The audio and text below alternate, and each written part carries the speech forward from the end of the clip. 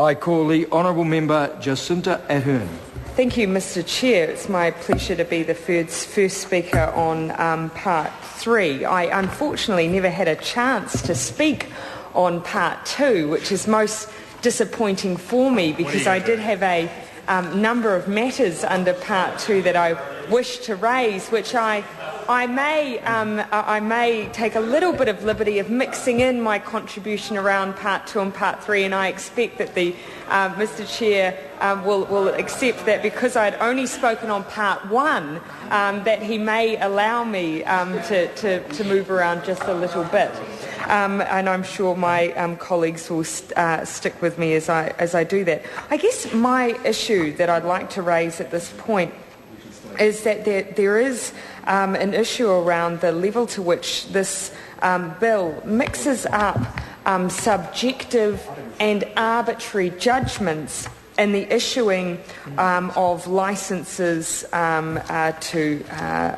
the issuing or varying of licences. Now, I do think probably some of the best examples of that might sit in Part 2, but I'm sure this is an issue that does extend across the bill. Now, if I was to draw the House's attention to a couple of examples of that, I think probably some of the best sit around the issue of looking at the competency or the credibility or what's called the good character of applicants when making an application for a licence or to vary a licence. I'd be interested in the Minister's view or any contribution from those who sat on the Select Committee as to the amount of discussion had over what kind of criteria would sit under the idea of good character. Because when we look at other pieces of legislation, often you'll see Select Committees will set out, and indeed ministers themselves in drafting legislation, will set out other ways to measure this idea of good character that is relevant to the piece of legislation. So, for instance, for an alcohol licensing authority, a measure of good character is whether or not you've had any alcohol-related offences. For the Prostitution Reform Bill, and there where there were licences issued, the best way to measure that was deemed to be whether or not you had any criminal offences, in particular gang-related or violence-related, because that was specific to the industry that the individual was seeking a licence for. But here we see a mixture across this bill of measures between whether or not, for instance, an individual is registered under the financial services provider, whether or not they're registered with the Register of Retirement Villages. Those are very criteria-based judgments to be made. They're set out, they're clear. There are many more subjective ones which I don't think there is much of a steer on in here, and I would be interested if the Minister has some views on what they might be, if he could put them on record for the sake of Hansard, or if other members of the Select Committee could indeed give us a little bit further background on that. I would find that particularly helpful. There's one other issue that I wish to seek some clarity on, and that sits around if someone seeks a review of a Commission's decision on application. I do think this is an important issue across this bill. What level of disclosure is expected to be given to the individual who is dissatisfied with the decision? Particularly, again, this relates back to the issue that these might be subjective decisions that are being made.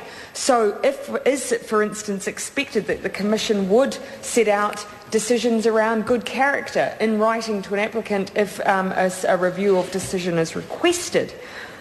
Is it, for instance, expected that they would disclose any information that might be provided by the Registrar of Retirement Villages? Because, of course, the legislation sets out that before issuing a licence, that the views of the Commission, the views of the Registrar of Retirement Villages would be taken into account. So would it be expected then that if there was a request for a decision to be reviewed, that information would be disclosed, because that might set out some issues going down the track for relationship reasons with the Register of Retirement Villages. So just an interesting point there that I wouldn't mind the views of the Minister or indeed others on. Chair. I call the Mr. Chair. Much better. I call the Honourable Member Claire Curran. Thank you, Mr. Chair. I'd like to address Part 3 of the Securities, Trustees and Statutory Supervisors Bill, which is around clauses 43B to 50, where the bill gives the Commission the power to require a trustee, statutory supervisor or unit trustee to attest to the Commission as to whether the trustee or supervisor is satisfied that an issuer has not breached an issuer obligation in a material aspect, and if the trustee, statutory supervisor or unit trustee is unable to do so, the trustee or supervisor must report details of the issuer's breach or possible breach to the Commission. And a duty is imposed on a trustee or statutory supervisor or unit trustee who believes that an issuer has breached or may have breached or is likely to breach an issuer obligation to report the breach to the Commission and advise the Commission of any steps that the trustee or supervisor intends to take. I again go back to the important points that we've made around this bill and around the complexity of it and the fact that it's coming at the wrong time, and while it's premature, and that it's not addressing some of those very important underlying issues. And while we do support the bill, as you've heard, we do want to know, and we would like the Minister to address some of those wider issues that this bill has raised and has been talked about by a number of my colleagues, that as to why it couldn't have been waited to be wrapped up with the Securities Act reforms and follow the establishment of the FMA. And I'd just like to refer back to some of the principles that should underline this piece of legislation and around the role of the trustees and the statutory supervisors. And some of those principles really are and I'd like to refer to a speech that my colleague, the Honourable Leanne Dalzell, referenced on the 30th of August last year, I think it was, where she referenced 5 key objectives that should underpin a financial services authority legislative framework. And these are important core principles, Mr. Chair, which do refer to this bill and do have reference to every part of this bill, and Part 3 included. And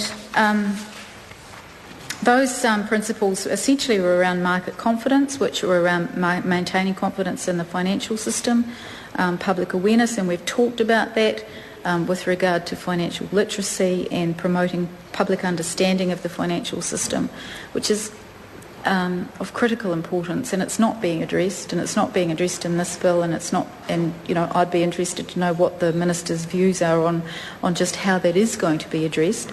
The financial stability, contributing to the protection and enhancement of our financial system, consumer protection, securing the appropriate degree of protection for consumers, and of course going back to one of the key reasons for this legislation and the other piece of legislation that it's associated with, the Financial Markets Authority legislation, the reduction of financial crime, reducing the extent to which it's possible for any business to be used with a purpose connected with financial crime, and it's those principles and objectives which should underpin all reforms in this area. And one of the things that we have concerns about and have expressed on a number of occasions today particularly, and in previous discussions on this bill, is that those wider principles aren't addressed in this piece of legislation, that it's back to front legislation, and it's being passed ahead of other decisions that will impact on the whole regulatory framework. I call the honourable member Joe Goodhue.